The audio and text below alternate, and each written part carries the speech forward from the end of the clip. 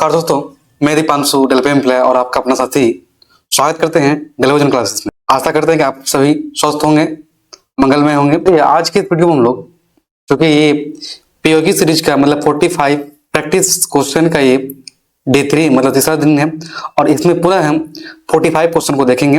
और ये सभी क्वेश्चन क्या है, विगत वर्ष में जो एनटीपीसी और ग्रुप डी का एग्जाम हुआ है उसी से ये क्वेश्चन लिया गया है। इसको हम डिटेल एक्सप्लेन करेंगे, साथ ही आपको हम ये बताएंगे क्वेश्चन आगे जो है किस तरह से पूछा जाएगा। ठीक है, तो एक बेसिक आइडिया हम आपको देने का प्रयास करेंगे। चलिए बिना वक्त में क्लास शुरू करते हैं।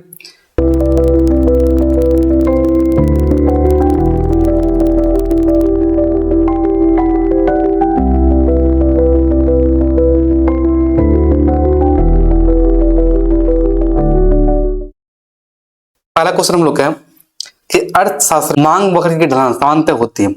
तो अर्थशास्त्र में मांग वक्र की ढलान जो है ये कैसे होती है, तो इसकी ढाल जो है बाएं से दाएं की, बाएं से दाएं नीचे की ओर होता है, बाएं से दाएं नीचे की ओर होता है किसका, मांग वक्र का ढाल। और ये हमेशा क्या होता है, तो ये हमेशा इसका ढाल क्या होता है, ऋणात्मक होता है।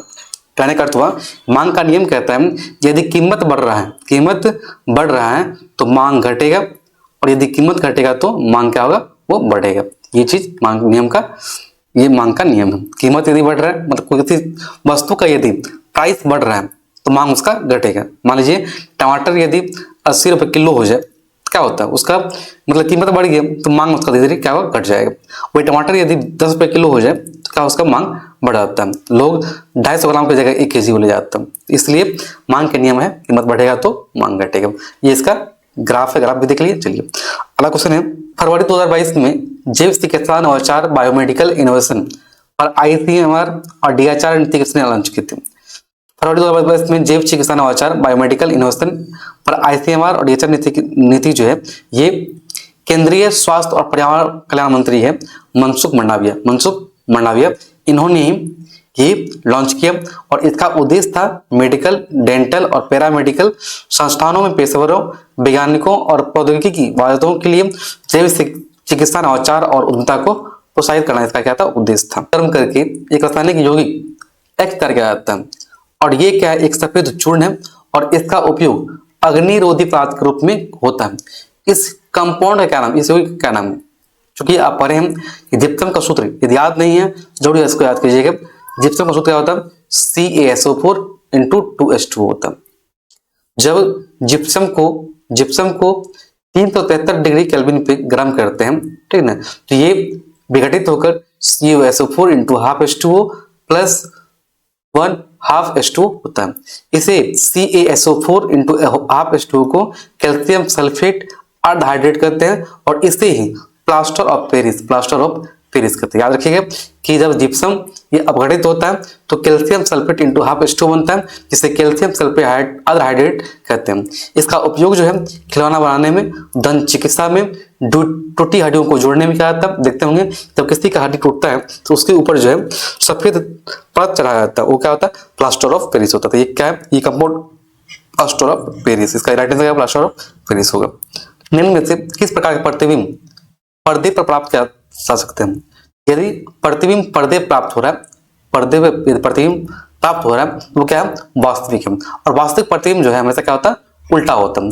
वास्तविक प्रतिबिंब उल्टा होगा हमेशा और ये छोटा, बड़ा और बराबर हो सकता है। वास्तविक प्रतिबिंब जो है अवतल दर्पण में बनता है, जबकि वही बात करें हम आभासी प्रतिबिंब जो है इसे पर्दे पर आप उतार नहीं सकते हैं। और ये आभासी प्रतिबिंब जो है क्या होता है, काल्पनिक होता है। क्या होता है, काल्पनिक होता है, सीधा और हमेशा क्या होता है, छोटा होता है। इसको थोड़ा सा हम बात करें, देखिए ये ऑप्शन बात करें हम, यदि ABCD रहेगा तो क्या होगा, A एवं B दोनों, A एवं B दोनों का राइट आंसर होगा। राइट आंसर यह होगा। क्वेश्चन है, निम्नलिखित में से किस यौगिक का उपयोग श्वेत शाम जिसे ब्लैक एंड व्हाइट फोटोग्राफी में किया जाता है। तो बात करें कि श्वेत शाम है, ब्लैक एंड व्हाइट फोटोग्राफी में जो है सिल्वर क्लोराइड और सिल्वर ब्रोमाइड इस दोनों का उपयोग होता है, क्योंकि ये दोनों जो कंपाउंड यौगिक है क्या होते हैं, प्रकाश संवेदनशील होते हैं।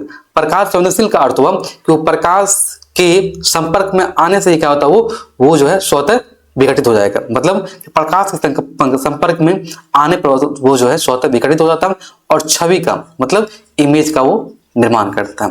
क्या होता है, सिल्वर क्लोराइड, सिल्वर ब्रोमाइड दोनों। तो इसका राइट आंसर क्या होगा? ऑप्शन डी इसका राइट आंसर है। देखिए अगला क्वेश्चन देखिए, एक धारावाही परिनालिका के लिए इनमें से कौन सा कथन सही है? क्या बोला? धारावाही मतलब एक परिपथ है और उसमें क्या हो? धारा प्रवाह है, तो इनमें से कौन सा कथन सही है?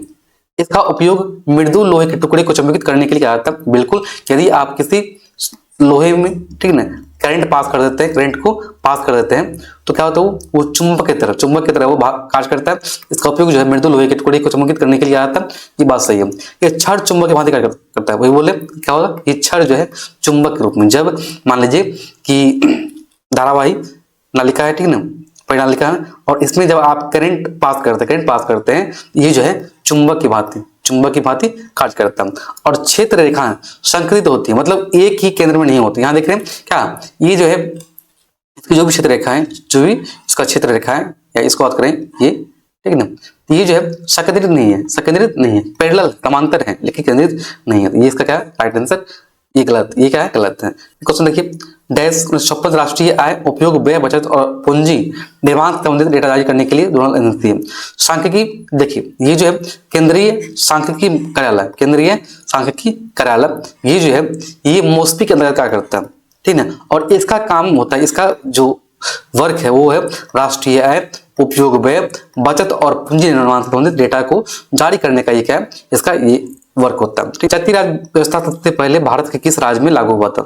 पंचायती राज व्यवस्था जो है सबसे पहले 2 अक्टूबर 1959 ईस्वी में राजस्थान के नागौर में जो है पंडित जवाहरलाल नेहरू की अनुशंसा पर लागू हुआ था। और दूसरा राज्य को है आंध्र प्रदेश। याद रखिएगा, पहला जो है वो राजस्थान का नागौर है, दूसरा क्या है? आंध्र प्रदेश से। जानते हैं कि भारत में क्या है? त्रिस्तरीय पंचायती राज व्यवस्था है। क्या है? त्रिस्तरीय पंचायती राज व्यवस्था है। जिला परिषद, पंचायत समिति और ग्राम पंचायत, ये 3 स्तर है, ठीक है ना। कहां से? राजस्थान। इसका राजस्थान, दूसरा इसका राजस्थान जो है राइट आंसर है। जबकि जब पूछेगा दूसरा राज्य तो होगा आंध्र प्रदेश होगा। क्या होगा? आंध्र प्रदेश होगा। उच्चतम न्यायालय ने किस वर्ष में दहेज के मुद्दों से संबंधित सतवीर सिंह बनाम हरियाणा राज्य मामले में अपना फैसला सुनाया था? तो वो था 2021 में। 2021 में जो है उच्चतम न्यायालय ने दहेज के मुद्दों से संबंधित सतवीर सिंह बनाम हरियाणा राज्य मामले में अपना फैसला सुनाया था। ये क्या था? दहेज उत्पीड़न कानून की अनुप्रयोग के संबंध में यह फैसला लिया गया था। कब? 2001। पेट्स का पूर्ण रूप ग्रुप डी में जो है काफी पूछा जाता है, फुल फॉर्म, ठीक ना, तो इसका एक तरह वीडियो आपको हम अपलोड कर देंगे। इसका फुल फॉर्म का जो है आपको हम वीडियो अपलोड कर देंगे, फुल फॉर्म का, ठीक। इसके अलावा आपको इसी प्लेटफॉर्म पे जो है अभी करंट अफेयर का जो महत्वपूर्ण टॉपिक है उस टॉपिक को हम 50 मिनट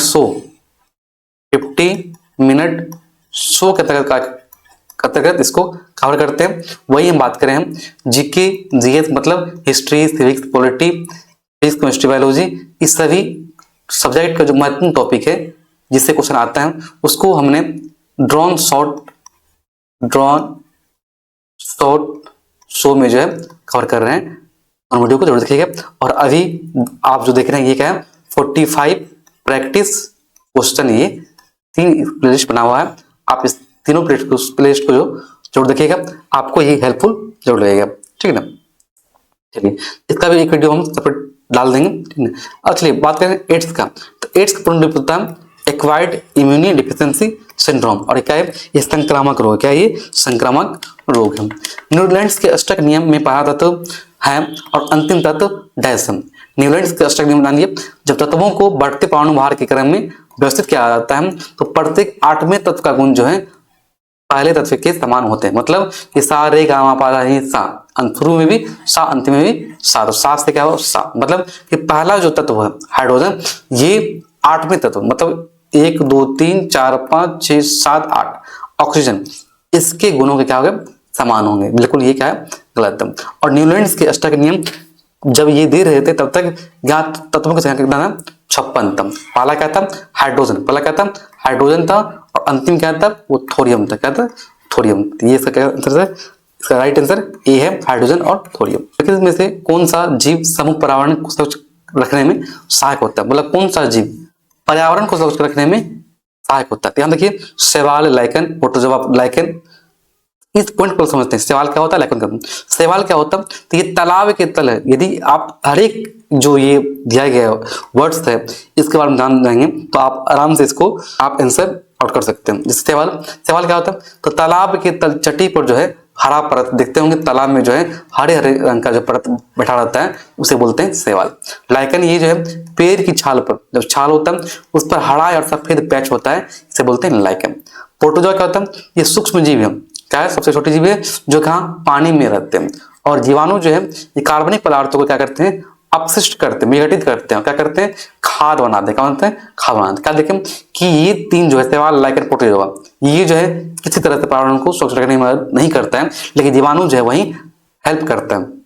मतलब जीवाणु इसका क्या है, राइट आंसर। शैवाल लेखन ये तो नहीं होगा, प्रोटोजोआ लेखन ये नहीं होगा, शैवाल प्रोटोजोआ ये भी नहीं होगा। क्या होगा, जीवाणु और कवक, जीवाणु और कवक जो है इसका राइट आंसर है। जीवाणु और कवक जो है ये ऐसा जीव समूह है जो पर्यावरण को स्वच्छ रखने में हेल्प करता है। कि गोले दर्पण के मुख्य अक्ष के बारे में इनमें से कौन सा कथन सत्य है। गोले दर्पण के मुख्य अक्ष जिसे आप क्या बोलते हैं, प्रधान अक्ष बोलते हैं, प्रधान अक्ष बोलते हैं, ठीक है, प्रिंसिपल एक्सिस। ठीक, ये दर्पण पर क्या होता है, अविलंब होता है। ये दर्पण पर अविलंब नहीं होता, ठीक है। ये दर्पण की ध्रुव पर अविलंबित होता है, ना कि स्वयं वे अविलंब होता है। आपतन बिंदु हमेशा मुख्य अक्ष पर स्थित होता है। आपतन बिंदु वह बिंदु होता है जहां कोई किरण दर्पण से टकराती है और आवश्यक नहीं कि वह हमेशा मुख्य अक्ष पर हुई हो। तो ये क्या है, ये गलत है। पहला भी गलत है, दूसरा भी है गलत है। मुख्य फोकस हमेशा मुख्य अक्ष पर स्थित होता है। बात सही है कि प्रधान अक्ष पर क्या होता है, फोकस एफ रहता है, एफ रहता है। क्या होता है, ये एफ रहता है, ठीक है ना। ठीक है, इसका राइट आंसर है। मुख्य फोकस वो बिंदु है जहां मुख्य अक्ष के समांतर किरणें परावर्तन के बाद अभिसरित होती है। कहाँ पे, तो फोकस पे। कहाँ होता है, फोकस पे होता है। कहाँ पे होता है, फोकस पे होता है, ठीक है ना। अवतल दर्पण में या अपसरित होती प्रतीत होती है और उत्तल दर्पण में जो है ये बिंदु हमेशा मुख्य अक्ष पे होता है। ठीक है, इसका राइट आंसर क्या होगा, सी इसका राइट आंसर। मुख्य फोकस जो है हमेशा मुख्य अक्ष पर स्थित होता है, ये इसका राइट आंसर। क्वेश्चन 2021 में विश्व कुश्ती चैंपियनशिप में रजत पदक जीतने वाली पहली भारतीय महिला होने का गौरव प्राप्त हुआ। 2021 में जो विश्व कुश्ती चैंपियनशिप में रजत पदक जीतने वाली पहली महिला कौन थी, वो थी अंशु मलिक। क्या था, अंशु मलिक था, ठीक है ना। और इसी विश्व कुश्ती चैंपियनशिप से बात करें हम, कुछ पॉइंट्स को याद रखिएगा, ईच को याद रखिएगा। 2025 का विश्व कुश्ती चैंपियनशिप जो है ये कहाँ हुआ, क्रोएशिया जागरेब में हुआ। और इसमें जो है भारत सिर्फ एक पदक जीता, ठीक है ना, एक पदक जीता है। इसलिए ये हमारे एग्जाम का महत्वपूर्ण नहीं है। लेकिन इसके अलावा बात करें कुश्ती का और जो आयोजन है, जैसे एशियाई कुश्ती चैंपियनशिप 2024 आयोजन कहाँ हुआ था, बिश्केक में। कहाँ पे, किर्गिस्तान में। और भारत का स्थान कहाँ, 9वां रहा। देखिए क्या क्वेश्चन है कि एशियाई कुश्ती चैंपियनशिप 2024 में भारत का स्थान 9वां रहा। कैसे, 9 पदक जीता, 4 रजत था और 5 कांस्य था। अंडर 23 एशियाई कुश्ती चैंपियनशिप 2024 ये कहाँ आयोजन हुआ, अम्मान में। कहाँ पर, अम्मान में हुआ, कहाँ, जॉर्डन में। और इसमें जो है भारत से स्थान पर रहा। कुल 8 पदक जीते, 4 स्वर्ण, 2 रजत और 2 कांस्य। अंडर 23 विश्व कुश्ती चैंपियनशिप 2024 इसका आयोजन तिराना, क्या होता है कि U23 विश्व कुश्ती चैंपियनशिप 2024 कहाँ आयोजन, ये तिराना अल्बानिया में हुआ। भारत ने 1 स्वर्ण, 1 रजत और 7 कांस्य पदक जीते। हरियाणा के चिराग चिकारा ने स्वर्ण पदक जीता था। ये महत्वपूर्ण पॉइंट है, हरियाणा के चिराग चिकारा जो है ये स्वर्ण पदक जीता। मानसी अल्बानिया के तिराना में आयोजित सीनियर वर्ल्ड रेसलिंग चैंपियनशिप में महिलाओं की 59 kg की श्रेणी में कांस्य पदक जीता। और उज्बेकिस्तान की राजधानी ताशकंद में आयोजित एशियाई पंजा कुश्ती चैंपियनशिप में भारतीय पंजा कुश्ती खिलाड़ियों द्वारा 7 पदक, 1 स्वर्ण तथा 6 कांस्य पदक हासिल किया गया। ये महत्वपूर्ण पॉइंट है कुश्ती से, इसको आप जरूर याद रखिएगा। इस सभी का नोट्स जो है आपको PDF आपको हमारे टेलीग्राम जिसका लिंक जो है डिस्क्रिप्शन में दिया गया, वहां से आप इसे आप जरूर देख सकते हैं। चलिए आगे देखते हैं। अगला है देशांतर और अक्षांश के बारे में इनमें से कौन सा कथन गलत है। देशांतर और अक्षांश के बारे में इनमें से कौन सा कथन गलत है। पहली बात हम जाने कि देशांतर क्या होता है, अक्षांश क्या होता है।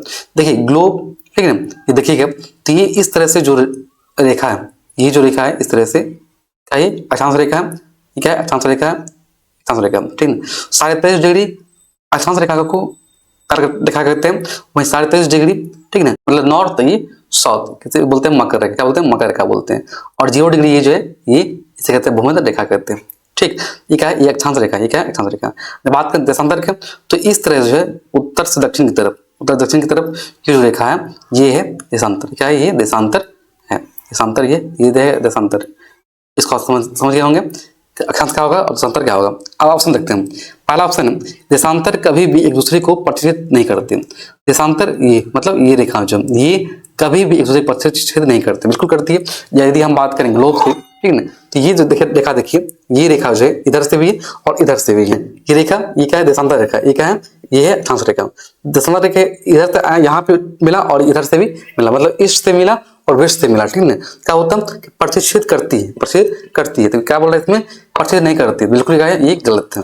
देशांतर रेखा जो है एक दूसरे को प्रतिच्छेद करती है, ये ऑप्शन क्या है, गलत है। नेक्स्ट देखिए 180 डिग्री ईस्ट और 180 डिग्री वेस्ट एक ही देशांतर रेखा को संदर्भित करते हैं। ये पॉइंट बहुत सही है। क्या बोला कि 180 डिग्री ईस्ट और 180 डिग्री वेस्ट, मतलब मान लीजिए यदि मानते हैं कि ये 180 डिग्री क्या है, ईस्ट है, और इधर पीछे जो क्या होगा 180 डिग्री क्या होगा, वो वेस्ट होगा, ठीक है ना। तो ये रेखा जो है एक ही देशांतर रेखा को संदर्भित करता है और इसे कहते हैं हम लोग अंतरराष्ट्रीय तिथि रेखा का कहते हैं। ये पॉइंट भी याद रखिएगा, ठीक, ये पॉइंट को याद रखिएगा। 180 डिग्री ईस्ट देशांतरीय रेखा को अंतरराष्ट्रीय तिथि रेखा का कहते हैं। ये पॉइंट क्या है, ये पॉइंट सही है। अक्षांश रेखा एक दूसरे के समांतर होती है। ये क्या है, ये क्या है, अक्षांश रेखा। ये अक्षांश रेखा, ये भी अक्षांश। क्या देख रहे हैं, दोनों बीच में क्या गैप है, मतलब एक समान गैप है, मतलब कि ये रेखा जो है दूसरे क्या है, समांतर। समांतर है तो कभी कटेगा, समांतर रेखा कभी भी एक दूसरे को प्रतिच्छेद नहीं करती है, ठीक ना। तो ये सीख पॉइंट जो है क्या बोल रहा है, अक्षांश रेखा एक दूसरे क्या समांतर होती है, तो ये पॉइंट क्या सही है। और नेक्स्ट पॉइंट देखिए, अक्षांश कभी भी एक दूसरे को प्रतिच्छेद नहीं करते, ये भी क्या है, सही है। क्या है, ये रेखा जो है कभी भी दूसरे को प्रतिच्छेद मतलब काटती नहीं है। तो ये बी सी डी क्या है, सही। क्वेश्चन था कौन सा गलत है, इसका क्या होगा, राइट आंसर ये होगा, ये राइट आंसर है। आगे देखते हैं। क्वेश्चन है कि कशेरुकियों की यकृत कोशिकाओं में एसईआर द्वारा कौन सा महत्वपूर्ण कार्य किया जाता है। तो एसईआर स्मूथ एंडोप्लाज्मिक रेटिकुलम, इसका कार्य होता है कि औषधियों या विषों से जो है, ठीक है ना, उसको विष को क्या करना, विषैले पदार्थों को, चाहे औषधि हो चाहे विष हो, उसमें जो उपयुक्त उपस्थित विषैले पदार्थ होता है उसको क्या करना, उसको निकालना, ये काम होता है एसईआर का, स्मूथ एंडोप्लाज्मिक रेटिकुलम। इसको आप इस पॉइंट को याद रखिएगा।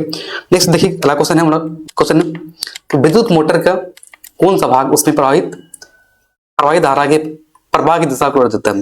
विद्युत मोटर में जो है कम्यूटेटर, जिसे आप स्प्लिट रिंग या विभक्त वलय कहते हैं, ये कुंडली में प्रवाहित धारा की दिशा को प्रत्येक आधे घूर्णन के बाद क्या करता है, उलट देता है, ताकि क्या हो, मोटर जो है एक ही दिशा में क्या हो, लगातार घूमते रहे। और ये क्वेश्चन आता भी है कि विद्युत मोटर फ्लेमिंग के बाएं हस्त नियम पर आधारित है, ठीक है ना। विद्युत मोटर जो है फ्लेमिंग के बाएं हस्त के नियम पर आधारित है। यहाँ देखिए ये क्या है, ये है कम्यूटेटर है, इधर से इधर से, और यही क्या करता है, ये जो है घूर्णन मतलब ये जब मूव करेगा, ये जो है मूव करेगा, ठीक है ना, तो ये आधे घूर्णन के बाद क्या करता है, ये उलट देता है। तो क्या हो, मोटर जो है एक दिशा में लगातार घूमते रहते। इस डायग्राम से जो है बल्ब के फिलामेंट को डैश प्राप्त करने के लिए अत्यंत लंबा और पतला किया जाता है। एक सूत्र पढ़े होंगे, R बराबर rho into L by A. L क्या है, ये लंबाई है, और आर क्या है, प्रतिरोध। यहाँ देख रहे हैं यदि लंबाई बढ़ेगा तो क्या होगा, प्रतिरोध भी क्या होगा, बढ़ेगा। तो बल्ब के फिलामेंट को जो है उच्च प्रतिरोध चूंकि लंबा किया जा रहा है, तो लंबा करें मतलब कुछ प्रतिरोध बढ़ाने के मतलब कि उच्च प्रतिरोध प्राप्त करने के लिए अत्यंत लंबा और पतला किया जाता है। ये जो है ये क्या है, फिलामेंट, ये फिलामेंट, ठीक है ना। और ये फिलामेंट जो है ये टंगस्टन का बना होता है, और इसका गलनांक क्या होता है, काफी उच्च होता है। गलनांक क्या होता है, इसका काफी उच्च होता है। 2 पॉइंट देखिएगा कि बल्ब के फिलामेंट को, ठीक ना, उच्च प्रतिरोध प्राप्त करने के लिए अत्यंत लंबा किया जाता है, किसके नियम से, तो R बराबर इंटू एल ए से।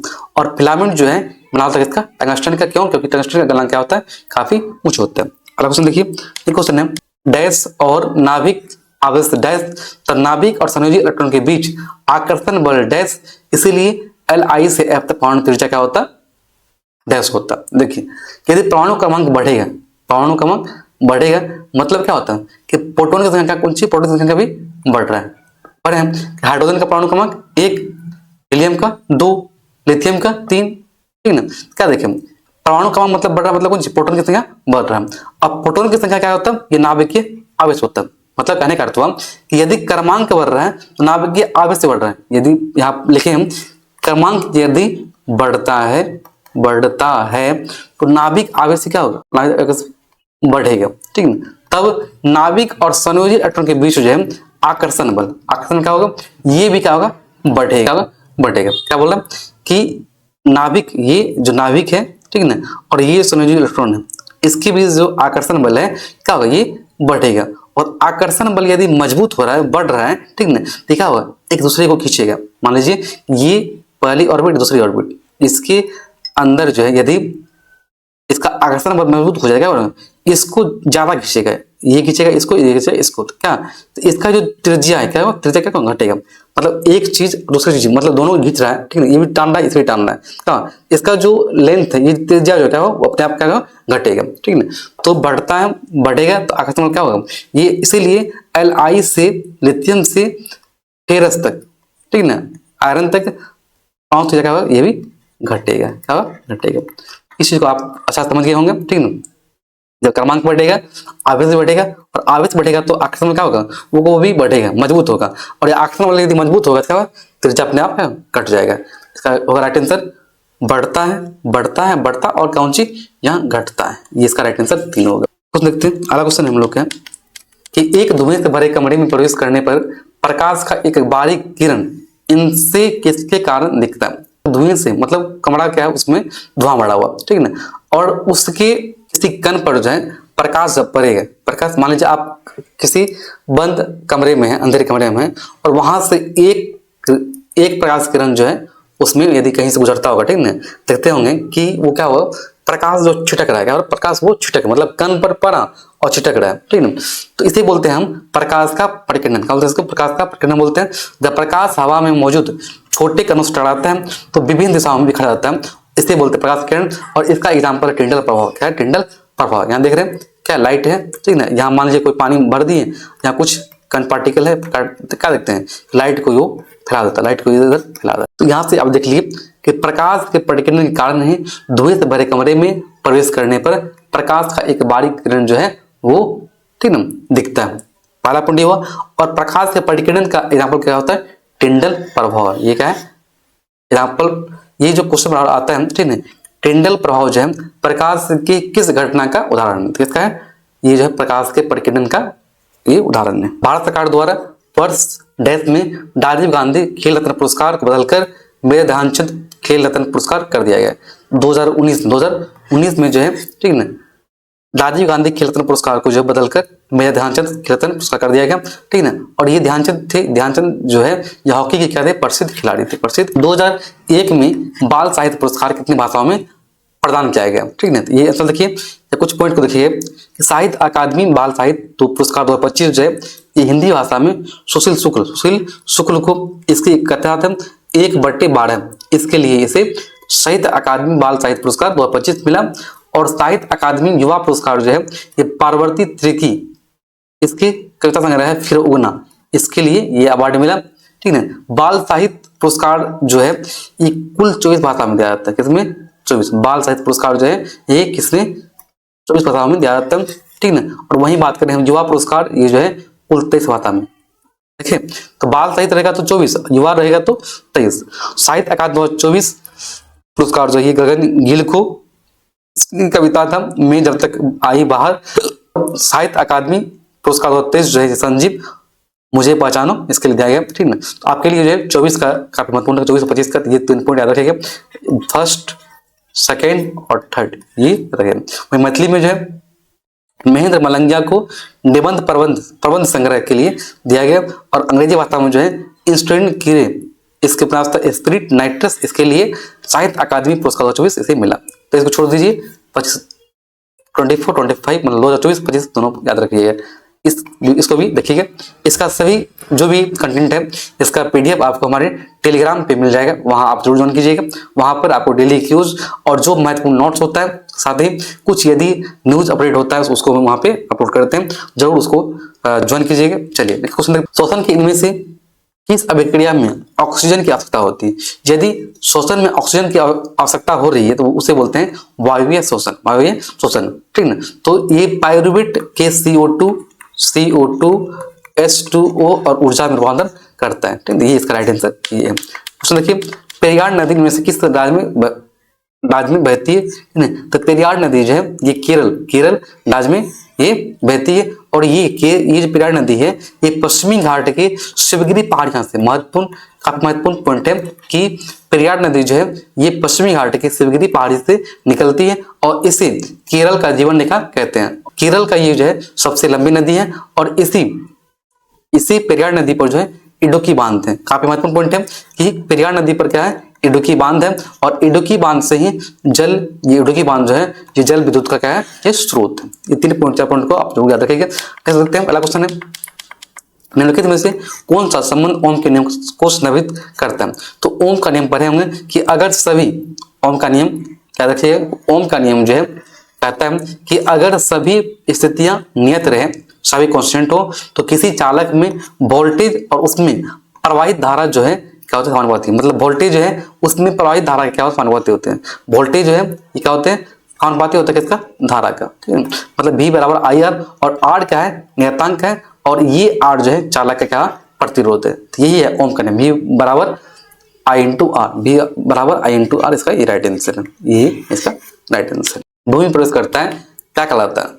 देखिए क्या है, बाष्पोत्सर्जन, अंतःस्यंदन, परासरण, भस्मीकरण, चारों पॉइंट को समझते हैं। ठीक है, फिर जो आप इसका जो उत्तर होगा उसको आप निकाल सकते हैं। पहला पॉइंट है कि बाष्पोत्सर्जन क्या होता है, तो पौधों की पत्तियों में उपस्थित जो छिद्र होता है, रंध्र होता है, उस रंध्र से पानी का वाष्प के रूप में बाहर निकलना, ये होता है बाष्पोत्सर्जन होता है। पहला पॉइंट समझ गए। दूसरा पॉइंट देखिए कि तरल पदार्थ का अपने सतह से धीरे धीरे वाष्परित होना, तरल पदार्थ का अपने सतह से धीरे धीरे वाष्प में परिवर्तित होना, ये कहलाता है भस्मीकरण। ये भस्मीकरण है। ठीक है, और अर्धपारगम्य झिल्ली के माध्यम से कम सांद्र विलयन से अधिक सांद्र विलयन की ओर जल का संचालन, क्या बोला, अर्धपारगम्य झिल्ली के माध्यम से कम सांद्र विलयन से अधिक सांद्र विलयन की ओर का संचालन, ये कहलाता है कौन सी, ये कहलाता है परासरण। क्या कहलाता है, ये परासरण। ठीक है, समझ गए। तो क्या बोलो क्वेश्चन है कि जल रिसकर भूमि पर करता है, क्या होगा, ये होगा अंतःस्यंदन। तो आप एक क्वेश्चन जो है चारों का अर्थ आप समझ गए होंगे कि बाष्पोत्सर्जन क्या होता है, अंतःस्यंदन क्या होता है, पाषाण क्या होता है और भस्मीकरण क्या होता है, इसको आप जरूर समझ गए होंगे। ठीक है, उष्णकटिबंधीय सदाबहार वन भारत के किस राज्य में पाए जाते हैं? याद रखिए, उष्णकटिबंधीय सदाबहार वन जो है ये पूर्वोत्तर भारत, पश्चिमी घाट और अंडमान निकोबार द्वीप पे ये वन जो पाए जाते हैं। बात करें पूर्वोत्तर भारत का, यहाँ देख रही असम, आंध्र प्रदेश, मणिपुर, मेघालय। ठीक है, ये सभी जो पूर्वोत्तर राज्य है जहाँ पर क्या होते हैं, यहाँ पे उष्णकटिबंधीय सदाबहार वन मिलते हैं। साथ ही पश्चिमी घाट, क्या बोले, पश्चिमी घाट यहाँ देख रहे हैं। ठीक है, यहाँ पर क्या है, केरल, कर्नाटक, महाराष्ट्र, केरल, कर्नाटक, महाराष्ट्र, केरल, कर्नाटक। यहाँ पर जो क्या होता है, यहाँ पर उष्णकटिबंधीय सदाबहार मिलते हैं। याद रखिए, राजस्थान होगा, राजस्थान नहीं होगा, गुजरात यहाँ, ये गुजरात है, गुजरात यहाँ भी नहीं होगा, उत्तर प्रदेश तो नहीं होगा, तो क्या होगा इसका राइट आंसर केरल होगा। और इससे काफी क्वेश्चन पूछा जाता है, उष्णकटिबंधीय सदाबहार वन जो है फंसा रहा है, तो इसको आप याद रखिएगा, ये मैप को याद रखिएगा। ठीक है, ये हो उत्तर भारत, ठीक है ना, ये हो पश्चिमी घाट, ये थोड़ा सा पूर्वी घाट का जहाँ अंडमान निकोबार मिल यहाँ पे मिलते हैं, इसको आप याद रखिएगा। चलिए क्वेश्चन देखिए, निम्नलिखित में से कौन सा कथन सही नहीं है? क्वेश्चन है कि टिन लीड मिश्र धातु का उपयोग फ्यूज तार बनाने में क्या आता है? बिल्कुल, ये जो फ्यूज है, ये फ्यूज वायर है, इसका ये फ्यूज वायर जो है ये टीन और लीड मिश्र धातु का बना होता है। ठीक है ना, क्योंकि इसका गलनांक क्या होता है, काफी कम होता है। गलनांक कम होने के कारण ही इसका उपयोग जाता है किसमें, फ्यूज तार बनाने में। पहला क्या पॉइंट है, ये पॉइंट क्या है इसका सही है। फ्यूज को विद्युत तार में श्रेणीक्रम में, किसमें, श्रेणीक्रम में जोड़ा जाता है। बात ये भी क्या है, सही है। फ्यूज बनाने हेतु तार का गलनांक उच्च होना चाहिए, ये क्या बिल्कुल, ये क्या है, गलत है, ये गलत है। ठीक है, क्योंकि हम पर है कि फ्यूज तार का गलनांक जो है कम होना चाहिए, ताकि जैसे ही यदि करंट अधिक प्रवाह होता है तो ये यहाँ से क्या होता है, ये टूट जाता है, ये टूट जाता है। और परिपथ में जो पंखा, कूलर, टीवी जो लगा होता है उसको ये सुरक्षित रखता है। ठीक है, तो ये इसका राइट आंसर। पूछा कौन सी, कथन गलत है, ये क्या है, ये कथन क्या है, गलत है। गलनांक उच्च नहीं, गलनांक निम्न होना चाहिए, चलिए, क्लोर क्षार प्रक्रिया में 3 उत्पाद डैश डैश और डैश होते हैं। ठीक है ना, देखिए क्लोर क्षार प्रक्रिया का, तो क्लोर क्षार प्रक्रिया जो क्या होता है, जलीय सोडियम क्लोराइड का विद्युतीय अपघटन, यही क्या है, क्लोर क्षार प्रक्रिया का उदाहरण है। जैसे कि सोडियम क्लोराइड का जब विद्युत अपघटन होता है, क्या होता है, विद्युत अपघटन होता है, तो ये सोडियम हाइड्रोक्साइड, क्लोरीन और हाइड्रोजन, इसके ये 3 उत्पाद उत्पन्न होते हैं, सोडियम हाइड्रोक्साइड, क्लोरीन और हाइड्रोजन, ठीक है। और इसका उपयोग जो है साबुन, कागज और रासायनिक उद्योग में किया जाता है। यहाँ देखिए 3, तो यहाँ ऑप्शन नहीं है, 2 ऑप्शन है, क्या है, क्लोरीन और हाइड्रोजन, क्लोरीन और हाइड्रोजन, इसका ही राइट आंसर, ठीक है। चलिए इसको आप जो है थोड़ा बैलेंस कर लीजिए, ठीक है, क्योंकि बैलेंस मतलब समीकरण को संतुलित करने से क्वेश्चन आता है, तो कैसे करते हैं यहाँ देखिए, जो कि Na सोडियम जो है यहाँ पे 1 है, तो 1 है, ठीक। यहाँ देखिए ऑक्सीजन 1 है, ऑक्सीजन 1 है, यहाँ हाइड्रोजन 2 है, यहाँ हाइड्रोजन कितना है, 1 है, ठीक है। या क्या देख रहे हैं, हाइड्रोजन हमको 2 करना है, 2 हाइड्रोजन कर दिए, क्या देख रहे हैं, सोडियम कितना होगा, 2 हुआ, सोडियम 2 हो गया, या क्लोरीन कितना, 2 हुआ, क्लोरीन 2 हुआ, सोडियम ये हो गया, क्लोरीन हो गया। यहाँ देखिए हाइड्रोजन यहाँ पे 2 है, यहाँ हाइड्रोजन 2 है, लेकिन हाइड्रोजन यहाँ पे हो गया एक, तो मान लीजिए यहाँ लगाते हैं, कितना 4 हाइड्रोजन हो गया, 4 लगाते हैं, सोडियम 2, सोडियम 2, क्लोरीन 2, क्लोरीन 2। यहाँ देखिए हाइड्रोजन कितना है, 2 दूना 4, यहाँ भी कितना हाइड्रोजन 2 तो इधर, यहाँ पे 2 हाइड्रोजन यहाँ हो गया, तो बैलेंस इस तरह से हो गया। क्वेश्चन देखिए, क्वेश्चन है 2 क्रमागत समजातीय श्रेणी के सदस्य के बीच आणविक द्रव्यमान कितना का अंतर होता है। पहले हम जानेंगे समजातीय श्रेणी क्या होता है। तो वे कार्बनिक यौगिक जो एक ही समान सूत्र का पालन करते हो और जिनके प्रत्येक क्रमागत सदस्य में जो है CH2 का अंतर हो, कितना, CH2 का अंतर हो। जैसे एल्केन बात करें, एल्केन समूह का, तो मेथेन, एथेन, प्रोपेन, ठीक है, प्रोपेन पढ़ते हैं ना, CH4, C2H6, H6, C3, H6, H8, C3, H8, क्या देख रहे हैं, इस दोनों में कितना अंतर है, CH2 का अंतर है, इसमें क्या है, CH2 का अंतर है। ये तो सिंपल हुआ, CH2 का अंतर होता है। यहाँ बोला आणविक द्रव्यमान, बात करें आणविक द्रव्यमान का, तो यहाँ निकाल लेते हैं CH2 का, चूंकि ये कार्बन का मान कितना होता है, मास कितना होता है, 12, और यहाँ हाइड्रोजन कितना 1 होता है, 2 हाइड्रोजन 2, 12 तो कितना 14 ना, इसका राइट आंसर 14 हुआ।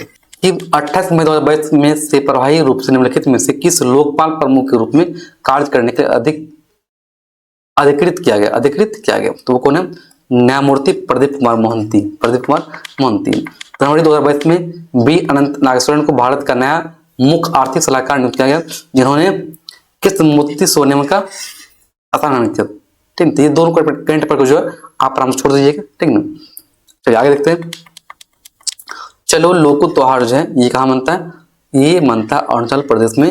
कई धार्मिक त्योहार है, क्या ये धार्मिक त्योहार है, जो कि 2 से 3 दिन ये त्योहार चलता है। नेक्स्ट क्वेश्चन देखिए, 1930 में नमक उत्पादन पर ब्रिटिश एकाधिकार के विरोध में इनमें से कौन सा अहिंसक विरोध किया गया था, तो वो कौन था, दांडी यात्रा, जिसे आप नमक मार्च भी कहते हैं। और ये जो है 78 अनुयायियों के साथ गांधी जी का ये नेतृत्व था, कहाँ से, साबरमती आश्रम से ये 12 मार्च 1930 को ये चला था, ठीक है। और ये 6 अप्रैल तक इन्होंने पैदल यात्रा किया था, ताकि क्या हो, नमक पर जो ब्रिटिश का एकाधिकार है वो क्या हो, खत्म, और खत्म हुआ अभी, तो क्या होगा, दांडी यात्रा जो है इसका ही राइट आंसर है। दांडी मार्च कितना, 12 मार्च से 6 अप्रैल तक। प्रथम पंचवर्षीय योजना के शुभारंभ के समय योजना आयोग के अध्यक्ष कौन थे, पंडित जवाहरलाल नेहरू थे, ठीक है। यदि एक आपतित प्रकाश की किरण से अवतल दर्पण की वक्रता केंद्र से गुजरती है, तो आपतित किरण और परावर्तित किरण के बीच बढ़ने वाला कोण कितना होगा, क्या बोल रहे हैं। जैन धर्म में जैन शब्द जिन से लिया गया, जिसका अर्थ होता है, क्या होता है, विजेता, क्या होता है, विजेता, जिसने तभी मानवीय भावों पर क्या हो, विजय प्राप्त कर ली, इसका ये राइट आंसर विजेता। और नेक्स्ट क्वेश्चन देखिए कि 7 मार्च 2000 को मानव एवं बाल विकास मंत्रालय ने शिक्षा विभाग और यूनिसेफ के साथ मिलकर भारत में स्कूली शिक्षा छोड़ चुकी किशोरियों को औपचारिक शिक्षा में वापस लाने के लिए अभियान शुरू किया। इसका नाम रखा कन्या शिक्षा प्रवेश उत्सव, कन्या शिक्षा प्रवेश उत्सव। स्वदेशी रूप से विकसित high speed expendable aerial target, जिसे हिट कहते हैं, सिस्टम का नाम क्या है, इसका नाम है अभ्यास, जिसका दिसंबर 2020 में DRDO द्वारा सफल परीक्षण किया। ये क्या है, ये अभ्यास, क्या है, अभ्यास इसका नाम है। और इसका परीक्षण जो है कहाँ का है, चांदीपुर उड़ीसा का है। इसका निर्माण जो है हिंदुस्तान एरोनॉमिक्स लिमिटेड के द्वारा और L&T, इन्होंने इसका निर्माण। भारत का संविधान राष्ट्रपति को 3 प्रकार के आपातकाल की घोषणा करने की अनुमति देता है, इनमें से कौन सा उन्हें शामिल नहीं? ये 358 जो इसमें शामिल नहीं। इसका राइट आंसर 358 है, जो कि 52 जो 352 राष्ट्रीय आपातकाल, 356 राज्य आपातकाल, 360 वित्तीय आपातकाल, ये जो है राष्ट्रपति को अधिकार ये प्राप्त है, अनुमति प्राप्त है। श्वसन तंत्र का कौन सा भाग वायुमार्ग को संकुचित होने से रोकता है? वायुमार्ग को संकुचित होने से रोकता है, ये है उपास्थि के छिल्ले। उपास्थि के छिल्ले जो है, उपास्थि के छिल्ले, ये छिल्ले जो है टनल के चारों ओर होते हैं और उसे खुला तथा स्थिर रखने में मदद करता है, ताकि हवा जो है फेफड़ों में क्या होगा, फेफड़ा में जो है हवा क्या हो आसानी से आ जा सके। ठीक ना, ये है श्वास नली का। कि एक पत्ती की अनुप्रस्थ काट के निर्माण की चित्र का अध्ययन करें और बताएं कि कौन सा विकल्प इसके सही अक्षांक को दर्शाता है। देखिए इस चित्र वाला जो क्वेश्चन है इसको हम एक सेपरेट वीडियो में कवर करेंगे और वो वीडियो आपको बहुत जल्द मिल जाएगा। ठीक है, यदि आप नए हैं याद रखिएगा कि इसी चैनल पे आपको दो तरह का वीडियो मिलेगा, एक 50 मिनट शो इसके अंतर्गत करंट अफेयर्स के महत्वपूर्ण टॉपिक्स को कवर करते हैं, और एक है ड्रॉन शॉर्ट सो इसमें हम लोग जो है हिस्ट्री, सिविक्स, पॉलिटी, ज्योग्राफी के महत्वपूर्ण टॉपिक को हम कवर कर रहे हैं। और साथ ही ये जो आप देख रहे हैं ये है 45 प्रैक्टिस क्वेश्चन, इसको जो है एक्सप्लेन हम कर रहे हैं। ये तीनों चीज को जरूर देखिएगा, ये तीनों वीडियो जो आपके लिए काफी हेल्पफुल रहेगा। बहुत ही कम टाइम में हम बताने का प्रयास करते हैं ताकि आपका जो टाइम व्यर्थ नहीं हो और कम टाइम में जो है आप अधिक से अधिक कंटेंट आपको पहुंच सके। चलिए ये देखते हैं, क्वेश्चन देखते हैं क्या है। ये जो ए यहाँ दिया गया, ए दिया है यहाँ पे भी, यहाँ सी डी इस तरह से। ये ए जो है, ये ए को बोलते हैं ऊपरी एपिडर्मिस, मतलब ऊपरी अधिचर्म। ये क्या है, ऊपरी मतलब पत्ता का जो है ऊपरी परत है, इसे बोलते हैं ऊपरी एपिडर्मिस। ठीक है, और ये पत्ती की सबसे ऊपरी वाली एकल परत है। चलिए ये बी की बात करें तो बी क्या है, ये है पेलिसेड पेरेंकामा जहाँ मोमी एस्केलिन काम है। ये जो है कोशिकाएं लंबी एवं क्लोरोप्लास्ट युक्त होती है। ठीक है, और यही जो है प्रकाश सेल का क्या है, मुख्य स्थान है। कौन सा, ये मोमी क्यूटिकल या पेलिसेड पेरेंकाइमा। ये देख लिए, बी देख लिए। सी देखिए, सी, ये सी जो पॉइंट है इसे बोलते हैं स्पंजी पेरिकाइमा। ये जो है ढीली कोशिकाएं होते हैं और बीच बीच में क्या होता है, वायु स्थान है। ठीक है ना, और ये गैसों के आदान प्रदान में क्या करता है, मदद करता है। तो ये जो है गैस के आवागमन में ये मदद करता है। तो ये देख लिए, बी लिखे। सी क्या है, सी का नाम क्या रखे, सी है स्पंजी पेरेंकामा। ठीक है, और डी, ये जो पॉइंट है डी, ये वाला पॉइंट, ये इसे बोलते हैं वायु अपरक। ये जो स्पंजी पेरेंकामा के बीच बड़े बड़े हवाई स्थान हो। ठीक है ना, और ये ई, ये जो भाग है ये वायु का गुच्छ या संवहन तत्व है जो जाइलम और फ्लोएम मिलकर बना गुच्छा है। ठीक है ना, ये जी, ये देख लिए ABCD क्या होता है। तो ए क्या है, ऊपरी अधिचर्म है।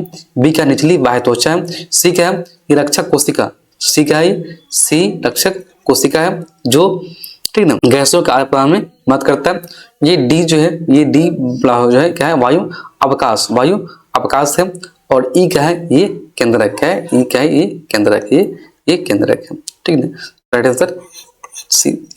चलिए आगे देखिए, निम्नलिखित में से अब निम्नलिखित अपकरण अभिक्रिया में PQR की पहचान कीजिए। मतलब इसको बोल रहा है आपको संतुलित करने के लिए। संतुलित आपको कैसे करना है, हाँ देखिए, ये क्या है, फेरस 1 है, यहाँ क्या देख रहे हैं, फेरस 2 है।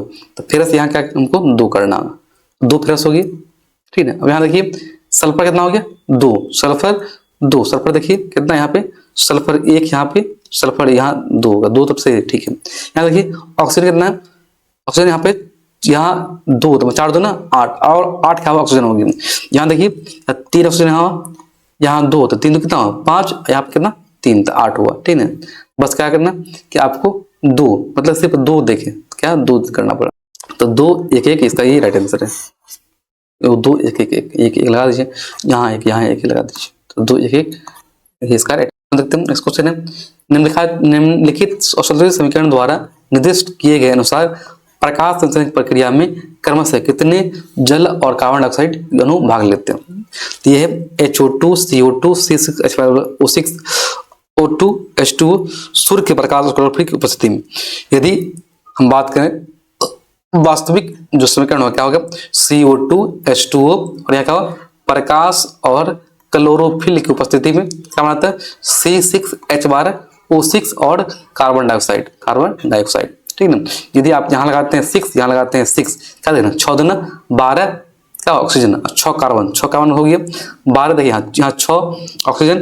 ठीक है, क्या देखें तो 6 और 6 इसका राइट आंसर है। नीचे देखिए तालिका गणितों की 4 विधियों और उनके कार्य करने के तरीके को दर्शाती है। कौन सा विकल्प सम्मिलित दर्शाता है। देखिए कॉपर टी जो है, ये कॉपर टी से क्या होगा, वो रोपण रुक जाएगा, रोपण कॉपर टी से हो जाएगा, ये कॉपर टी से जो है निषेचन रुक जाएगा। यदि महिला यदि अपनी योनि में कॉपर टी लगाती है, ठीक है, तो क्या होगा, वो उसका निषेचन ही रुक जाएगा। ठीक है ना।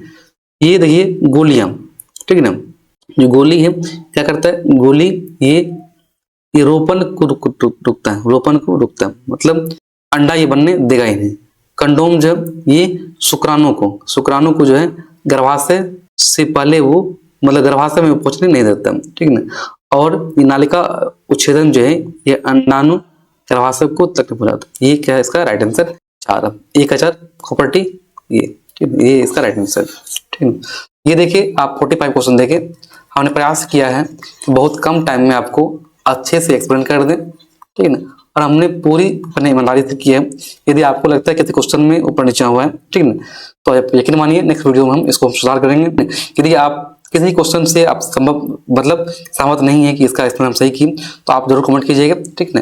और आपका नाम सही जो है हम नेक्स्ट वीडियो में आपको जरूर इसको हम सॉल्व करने का प्रयास करेंगे। तो ये रहा 45 क्वेश्चन। ये क्वेश्चन सभी जो है ग्रुप डी और एनटीपीसी के एग्जाम से लिया गया है। और ये आने वाले जो ग्रुप डी का एग्जाम है ये काफी उसके लिए हेल्पफुल रहेगा, क्योंकि ये जो सेशन है इससे आपके नॉलेज तो बूस्ट होता ही होता है और आपका जो माइंडसेट थोड़ा सा बदलता है और आप ये आकलन कर सकते हैं कि किस टॉपिक से क्वेश्चन पूछा रहा है। इसलिए इस वीडियो को आप शुरू से लास्ट जरूर देखिए।